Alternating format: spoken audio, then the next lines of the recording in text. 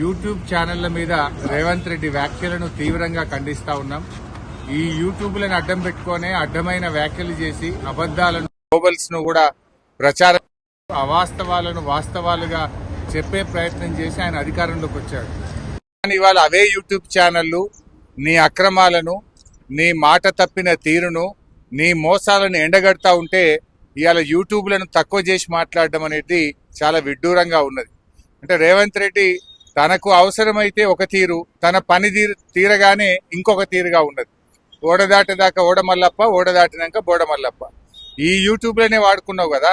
ఈ యూట్యూబ్లను నమ్ముకొనే నువ్వు మరి గత ప్రభుత్వం మీద ఆరోపణలు చేసి, గత ప్రభుత్వం మీద ఉన్నవి లేనట్టు, లేని ఉన్నట్టు చెప్పి, అబద్ధాలు చెప్పి నువ్వు అధికారంలోకి వచ్చినావు కదా. అవే యూట్యూబ్లు నీ బండారాన్ని బట్టబయలు చేస్తుంటే, నీ అవినీతిని బయట పెడుతుంటే, నీ యొక్క డొల్లతనాన్ని, నీ మాట తప్పిన తీరును, నువ్వు ప్రజల్ని మోసం చేసిన విషయాలను బయట పెడతా ఉంటే ఇవాళ నువ్వు తట్టుకోలేకపోతున్నావు. తట్టుకోలేక నీ అక్కసును యూట్యూబ్ల మీద వెళ్ళబుచ్చుతా ఉన్నావు. ఇవాళ ప్రజలకు అర్థమైపోయింది, ఇవే యూట్యూబ్ ఛానల్ బిడ్డ నిన్ను గద్దెదించడానికి రాష్ట్రంలోని యూట్యూబ్ ఛానళ్ళన్నీ ఒక్కటైతాయి, నీ బండారాన్ని బయట పెడతారు. ఖచ్చితంగా నీకు తగిన శాస్తి ఈ యూట్యూబ్ ఛానళ్లే చేస్తాయి.